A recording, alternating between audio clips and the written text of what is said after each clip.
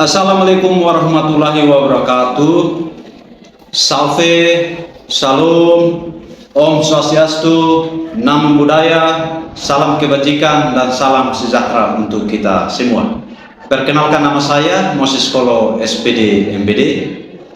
Saya adalah salah satu dosen pada program studi pendidikan sejarah Universitas Persatuan Guru 1945 NTT. Saya diterima sebagai dosen tetap pada program studi S1 Pendidikan Sejarah Universitas Persatuan Guru 1945 NTT sejak tahun 2017 hingga sekarang. Kemudian pada semester ini saya dipercayakan untuk mengampu beberapa mata kuliah. Salah satu diantaranya adalah mata kuliah Sejarah Kebudayaan dengan bobot 3 SKS. Adapun metode perkuliahan yang saya gunakan dalam mata kuliah ini adalah DIE, Delivery, Interaction, dan Assessment. Delivery saya gunakan untuk menyajikan materi, memberikan materi kepada mahasiswa. Kemudian interaction itu saya gunakan untuk mendapatkan feedback atau tanya jawab dengan mahasiswa. Dan assessment untuk mengukur tingkat pemahaman mahasiswa terhadap materi yang telah saya berikan. Adapun media yang saya gunakan untuk menunjang saya dalam proses perkuliahan adalah laptop dan LCD. Capaian pembelajaran program studi atau CPL yang harus dicapai dalam mata kuliah Sejarah Kebudayaan terdiri dari 6 poin yang mencakup aspek sikap, pengetahuan, dan aspek keterampilan. Kemudian dari CPL atau capaian pembelajaran program studi atau capaian pembelajaran lulusan dapat menurunkan 8 poin CPMK. Di antaranya, mahasiswa mampu menganalisis terbentuk dan perkembangan kebudayaan Indonesia baik yang bersifat materi maupun non-materi. Yang kedua, mahasiswa mampu mengkaji kebudayaan Indonesia masa praaksara. Yang ketiga, mahasiswa mampu mengkaji kebudayaan Indonesia masa kerajaan. Yang kelima, mahasiswa mampu mengkaji kebudayaan Indonesia masa penjajahan. Yang keenam, mahasiswa mampu mendeskripsikan tentang polemik kebudayaan. Yang ketujuh, mahasiswa mampu mendeskripsikan realisme sosial dalam kebudayaan Indonesia pasca Indonesia Merdeka. Dan yang terakhir, yang kedelapan, mahasiswa mampu menjelaskan tentang bab Kalter. Yang berikut deskripsi singkat mata kuliah. Mata kuliah Sejarah Kebudayaan merupakan salah satu mata kuliah wajib yang berada pada program studi pendidikan sejarah Universitas Persatuan Guru 1945 NTT. Mata kuliah ini memiliki bobot 3 SKS dan wajib untuk diprogramkan oleh seluruh mahasiswa program studi pendidikan sejarah. Mata kuliah ini menyajikan materi tentang beragam kebudayaan yang berada di Indonesia dari masa praaksara hingga munculnya beragam kebudayaan pasca Indonesia Merdeka. Karena itu, mahasiswa yang memprogramkan mata kuliah ini diharapkan dapat membentuk karakter kepribadiannya yang memprogram untuk mencintai dan mengetahui dasar-dasar pengetahuan sejarah serta mampu untuk mengeksplor kebudayaan-kebudayaan miliknya dalam bentuk tugas-tugas kuliah. Adapun referensi yang saya gunakan untuk menyusun materi perkuliahan ini, saya mengacu dari beberapa referensi terbaru yang relevan dengan mata kuliah Sejarah Kebudayaan. Yang berikut penilaian. Agar mahasiswa memperoleh nilai akhir di akhir semester, maka nilai yang akan saya berikan kepada mahasiswa meliputi aspek kehadiran, nilai tugas, nilai UTS, dan nilai UAS. Agar mahasiswa dan dosen sama-sama bersepakat untuk melakukan perkuliahan sepanjang 1 semester plus mata kuliah Sejarah Kebudayaan, maka dilakukan kesepakatan kontrak kuliah. Yang pertama untuk dosen. Kontrak kuliah untuk dosen, kewajiban untuk dosen yang pertama, dosen berpakaian rapi dan tidak merokok di dalam kelas. Yang kedua, dosen tidak diperbolehkan mengungkapkan kata-kata yang menyinggung etis dan agama. Yang ketiga, jika dosen terlambat masuk kelas, wajib memberitahukan kepada mahasiswa melalui WA guru. Jika keterlambatan dosen hingga 20 menit, maka perkuliahan dibatalkan dengan mencari waktu pengganti. Yang keempat, dosen wajib memberitahukan tempat-tempat mencari bahan referensi mata kuliah kepada mahasiswa. Yang berikut, kewajiban untuk mahasiswa. Yang pertama, mahasiswa wajib menggunakan pakaian sopan, rapi, bergerak saat mengikuti perkuliahan di kelas. 2. Mahasiswa tidak diperkenankan memakai sandal saat mengikuti perkuliahan, kecuali alasan tertentu seperti sakit dan atau kecelakaan. Yang ketiga, toleransi waktu keterlambatan bagi mahasiswa hanya 10 menit dari jadwal perkuliahan. Jika lewat dari waktu tersebut, maka mahasiswa tidak diperkenankan masuk kelas. Yang keempat, mahasiswa wajib menjaga suasana ketenangan kelas selama mengikuti perkuliahan. Yang kelima, mahasiswa wajib hadir minimal 75% dari 16 kali pertemuan. Yang keenam, mahasiswa memperoleh nilai akhir dari akumulasi komponen penilaian dari kehadiran, nilai tugas, nilai UTS, dan nilai UAS. Ini yang dapat saya sampaikan berkaitan dengan RPS mata kuliah sejarah kebudayaan. Selanjutnya mari kita sama-sama menyaksikan video mengajar saya.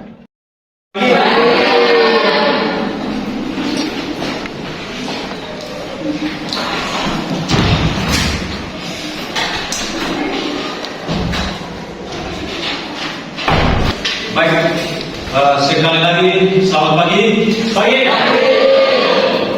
Assalamualaikum warahmatullahi wabarakatuh. Shalom. Salve. Om Swastiastu. Namo Buddhaya. Salam kebajikan. Dan salam sejahtera untuk kita semua. Baik, hari ini kita bertemu kembali untuk melanjutkan kajian kita pada mata kuliah sejarah kebudayaan. Karena itu sebelum kita memulai, saya mohon kesediaan salah satu orang untuk memimpin kita dalam doa.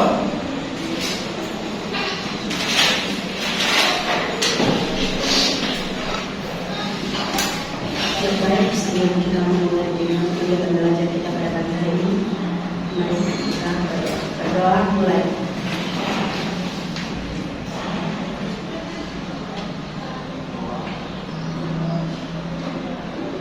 Berdoa selesai. Baik, terima kasih adik Zezri yang telah memimpin kita dalam doa bersama. Sebelum kita memulai dengan perkuliahan, saya ingin cek kehadiran daripada mahasiswa yang memprogramkan mata kuliah sejarah kebudayaan pada kesempatan ini. Jendri Bukaya, Susanti Anita Taya,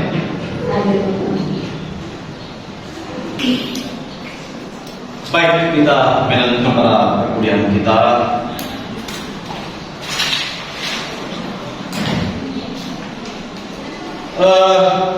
Pertemuan kali lalu sudah kita bicara soal kebudayaan Indonesia pada masa praksara, dan kesempatan ini kita akan mulai dengan kebudayaan Indonesia pada zaman kolonial. Ya. Kalau kita bicara soal kolonial, berarti kita bicara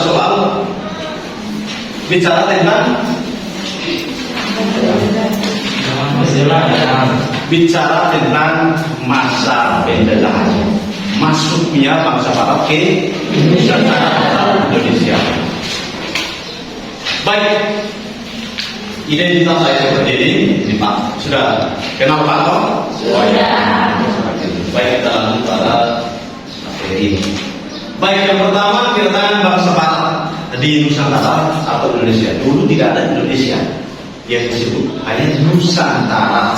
Kedatangan bangsa Barat ke Nusantara atau wilayah Indonesia untuk mencari rempah-rempah, menambah sebab di pasaran Eropa di kala itu rempah-rempah memiliki nilai jual yang sangat tinggi di pasaran Eropa.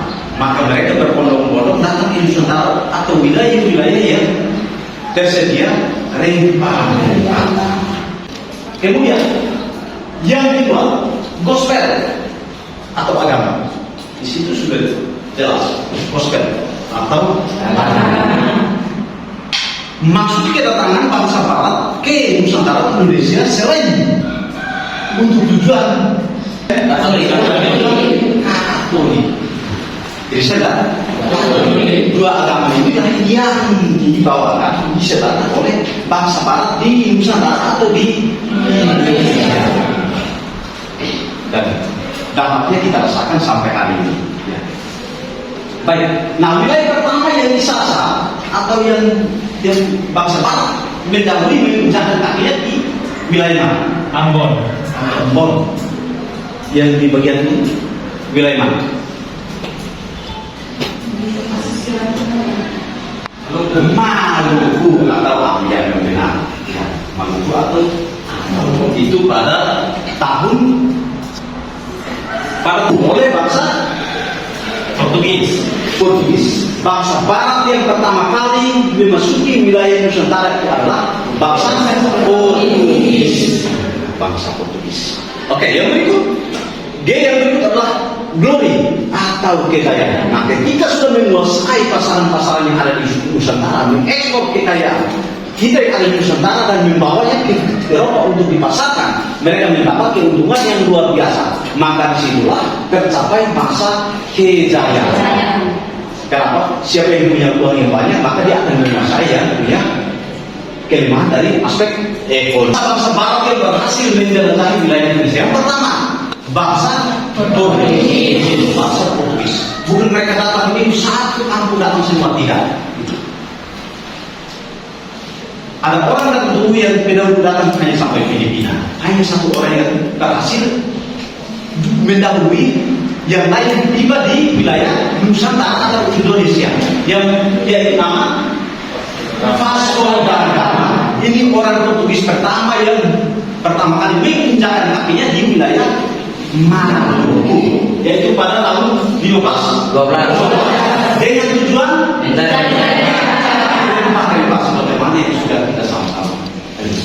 Yang kedua, bangsa yaitu bernama Sebastian del Samo, yaitu pada tahun 1521 dia berhasil menginjakkan kaki di wilayah. Nah, ini yang menarik di sini. Sebelum kedatangan dua bangsa Barat ini di wilayah Maluku atau wilayah Nusantara, di sana sudah terdapat dua kerajaan besar. Nah, kerajaan Ternate dan kerajaan Tidore. Nah, karena dua kerajaan yang memiliki kekuatan yang sangat luar biasa, mereka bersaing mencari kekuasaan siapa yang kira-kira menguasai wilayah Maluku umumnya. Maka kedua kerajaan ini berperang atau konflik. Nah, ketika dua bangsa Barat ini dengan tujuan mencari rempah atau hasil di wilayah Maluku, maka disitulah mereka mengambil kesempatan untuk membela dua kerajaannya sedang bertikai. Maka Spanyol memilih bangsa kerajaan Tidore, sementara Portugis memilih bangsa kerajaan Ternate. Nah, pertempuran ini konflik ini mulai berkepanjangan dan akhirnya Spanyol dan Tidore kedua sebagai pihak yang kalah. Pihak yang kalah sementara Portugis dan Ternate kedua sebagai pihak yang menang. Karena itu dibuatlah perjanjian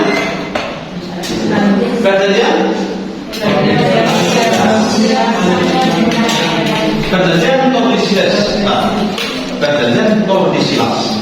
Isi perjanjian Tordesillas adalah Spanyol dilarang melakukan perdagangan di wilayah Maluku.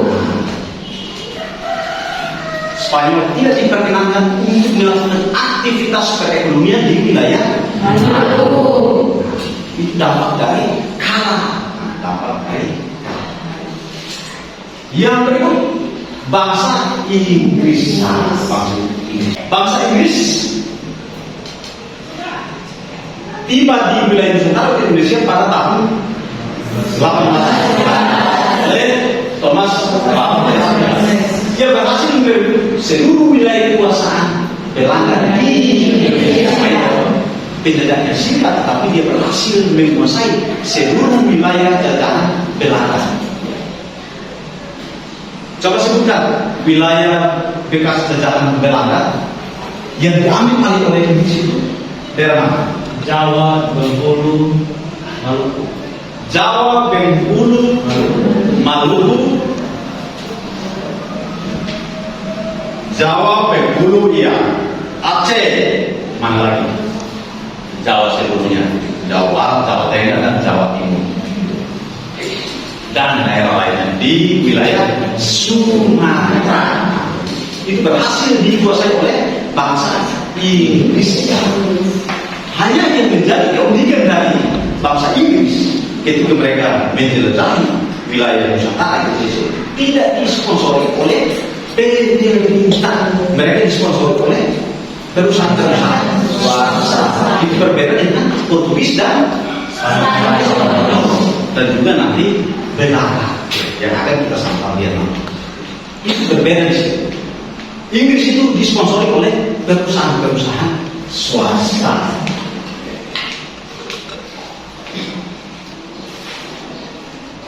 Baik, yang berikut bangsa Belanda. Bangsa Belanda pertama menginjakkan kaki di wilayah Nusantara Indonesia pada tahun 996 oleh orang-orang yang mewakili satu negara yang tidak pertama kakinya di wilayah Nusantara itu harus diingat namanya. Maka orang Belanda yang pertama menginjakkan kaki di wilayah Nusantara bernama Cornelius pada tahun 1596. Kedatangan Jerman kemudian disusul oleh ekspedisi Belanda lainnya. Akhirnya timbul persaingan di antara mereka. Karena mereka sudah lihat bahwa di Nusantara itu tersedia rempah-rempahnya banyak, maka orang Belanda banyak yang susul Cornelius untuk mencari rempah-rempah di wilayah Nusantara atau Indonesia yang sekarang kita cintai. Nah, karena semakin banyak dari mereka yang datang, maka timbullah Ruben bersaing dengan Nona Jane. Padahal mereka satu bangsa, mereka satu negara. Karena itu, atas anjuran pemerintah Hindia Belanda, maka dibentuklah VOC. Ya, VOC. VOC itu apa? Verenigde Oost-India Compagnie. Verenigde Oost-India Compagnie. Verenigde Oost-India of Oost-India. VOC atau bahasa Indonesia Perkumpulan Pedagang Belanda atau Komisi Dagang Belanda atau Perkumpulan Pedagang Belanda di wilayah Nusantara. Di Belanda partainya di sini. Supaya bersaing satu saja, mereka hanya melihat bersaing dengan bangsa Portugis. Mereka sama orang Belanda tidak saling menyinggung antara sebangsa senegara. Nah, hal inilah yang menimbulkan ada lempar-lempar filosofi yang tadi disebutkan. Karena orang Belanda banyak yang sudah datang ke Indonesia, maka mereka bawa lempar-lempar banyak ke pasar Eropa. Nah, kalau satu pasar semuanya hanya jual tomat, banyak jual tomat, maka harga tomat di pasar itu akan menurun. Nah, menurun gitu. Karena itu dibentuklah komisi atau perkumpulan pedagang Belanda, khususnya Portugis juga Eropa. Sehingga mereka hanya bersaing dengan orang-orang Portugis.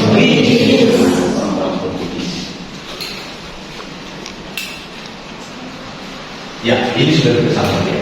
Agar Belanda mampu bersaing dengan pedagang Portugis yang telah lama berada di wilayah Indonesia, maka dibentuklah Komisi Dagang Belanda atau VOC pada tahun 1692. Itu kita salah tanggal 20 Maret Tadi malam saya hormati, anak saya di SD mereka sudah tahu. Tanggal 20 Maret 16.00 itu harus tahu bahwa VOC dibentuk dengan tujuan agar mereka bersaing dengan bangsa-bangsa barat lainnya.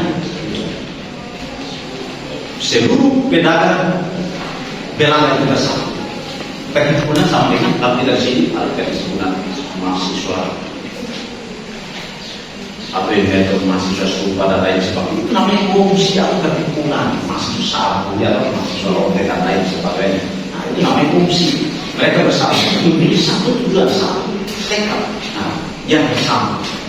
Meraup keuntungan untuk tujuan yang tadi 3D tadi. Gospel dan kejayaan, kemakmuran jadi sampai. Yang berikut perkembangan budaya Indonesia. Nah, ketika bangsa-bangsa Barat yang tadi kita sebutkan masuk ke wilayah Nusantara Indonesia, tentunya berpengaruh terhadap budaya-budaya lokal, budaya-budaya lokal. Nah, kita sama-sama kita lihat. Yang pertama, ketika masuknya bangsa Barat ke Indonesia, maka terbentuk kota-kota modern. Ya. Dulu kalau kita lihat di masa praksara itu manusia tinggal berpindah-pindah. Disebut dengan nomaden. Disebut dengan nomaden. Manusia belum memiliki rumah. Ya. Mereka tinggal sesuai dengan kebutuhan makanan di mana tersedia. Mereka tinggal sini. Buah-buahan di sini sudah habis, mereka pindah lagi ke wilayah. Itu kita lihat pada kebudayaan Indonesia pada masa praksara. Nah, ketika bangsa Barat sudah mulai masuk ke wilayah Indonesia, maka terbentuklah kota. Nah, kota. Berarti di situ sudah ada aktivitas jual beli atau sudah nama kota seperti yang kita lihat. Ciri khas kota itu seperti apa? Ciri khas kota. Ruben, berpenduduk. Memiliki penduduk yang sudah tertata. Ya. Yang kedua, Memiliki bangunan. tersedia bangunan yang sedikit modern. Ya. Kalau dulu hanya umum, mereka sudah sedikit modern. Ya. Mungkin bahannya masih berbahan kayu, tetapi sudah sedikit modern. Yang berikut, Ada yang berada. sudah ada aliran listrik. Sudah ada listrik. Ya, tahu itu kota. Kalau kita bicara kota dan kampung cenderung belum ada listrik, tapi sekarang kampung-kampung sudah banyak dialiri, dimasuki aliran listrik sudah terang. Ciri-ciri dari kota. Kemudian tersedia sarana transportasi yang sangat terkenal di kala itu untuk mengangkut barang-barang seperti yang tadi kita sebutkan sama-sama sebutan rempah-rempah apa yang sebagainya itu menggunakan transportasi Kereta kuda. kereta yang sekarang kita kenal dengan kereta api ya kalau tidak sini kalau orang saya bilang kereta. Nah, kereta masih ada sampai peninggalan masih ada sampai hari ini. Nah, itu kereta mulai bangsa Indonesia tahu ketika bangsa Barat masuk wilayah di Indonesia atau Nusantara ada kereta. Tujuan itu transportasi mengangkut barang-barang, mengangkut pasukan-pasukan, para pekerja kebun. Nah, itu. Kemudian dia dibuka jaringan transportasi jalan, supaya kereta ini bisa masuk lewat, masuk perkebunan, masuk sawah. Ketika kita lihat di Jawa kita masih temukan kebun tebu di sana, pabrik tebu di dalam pedesaan belakang itu masih ada. Kemudian tersedia dan karya sastra yang lebih modern, ada tulisan-tulisan. Ada tulisan-tulisan. Kemudian seni pertunjukan. Kalau di Jawa ada yang wayang, ada lain sebagainya. Mereka memiliki ini. Jadi kepentingan bangsa Barat itu, kalau budaya kita cenderung mendukung mereka akan terus mengembangkan budaya ini. Ketika bangsa Barat dan berangsur-angsur Indonesia sudah merdeka dan kita lihat sampai hari ini ada peninggalan. Dan kita sebagai generasi penerus bangsa ini kita sudah harus tahu bahwa peninggalan ini dari masa penjajahan bangsa ini harus kita tahu. Kalau di kota Kupang yang kita temukan peninggalan dari bangsa Barat itu apa? Duet. Gereja Kota Kupang Gereja Kota Kupang. sama Presiden Belanda samping Gereja Kota Kupang yang menjadi Portugal. Benteng Concordia. Itu peninggalan bangsa Portugis di Korea atau bukan. Nah, itu. Kemudian gereja ada benteng, tadi sudah benteng Concordia, gereja Kota Lama, ya toh. Ada katedral juga yang dulu. Kemudian ada rumah. Nah, kalau kita lihat di Kota Lama di sekitar Kampung Solo, itu ada kampung, ada rumah, bentuk rumah yang atapnya yang beda sekali dengan atap rumah sekarang. Ya, itu peninggalan semestinya direnovasi dan tidak boleh dihilangkan. Karena kalau dihilangkan akan hilang budaya kesejahteraan. Itu harus dihilangkan.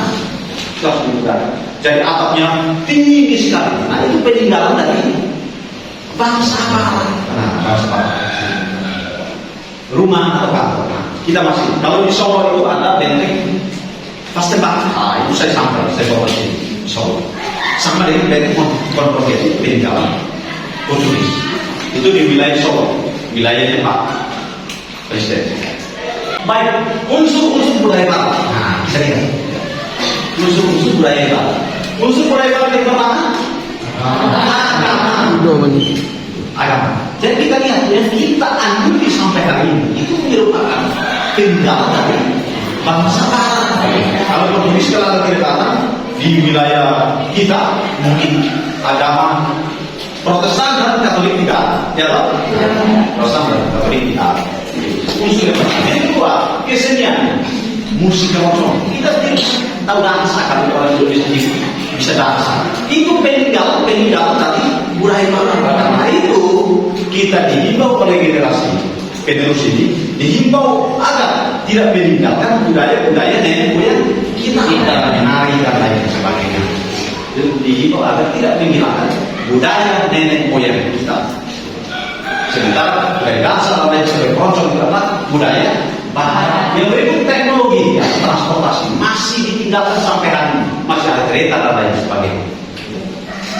Alat komunikasi dulu ada wartel. Kalau kita telepon tidak sama dengan sekarang, kita ambil orang punya HP kita telepon, kita harus ke satu tempat yang terpusat di situ. Kita telepon dengan orang. Jadi kalau kita datang di Kupang untuk bersekolah atau kuliah, kita telepon dengan orang tua kita, maka orang tua kita dari kampung satu di sore kan, itu waktu hanya di sore. Ya, untuk bicara ini kita bicara soal uang sekolah dan biaya lainnya. Yang berikut tradisi, pakaian. Bangsa Indonesia tidak ada yang namanya CO, peninggalan nenek moyang bangsa Indonesia. Tidak ada yang namanya celana kumpang, tidak ada. Ya tak?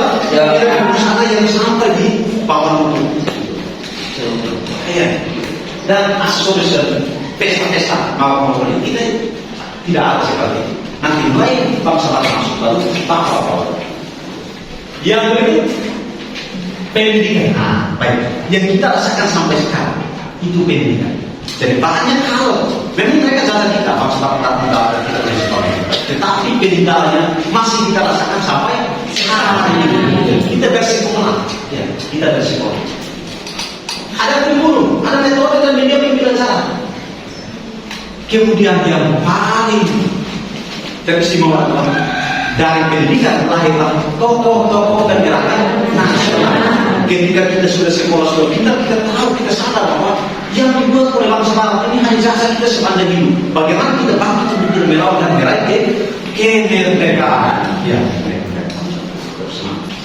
baik, yang terakhir ini kita sudah selesai. Kemarin sudah saya kasih tugas kan? Saya kasih tugas.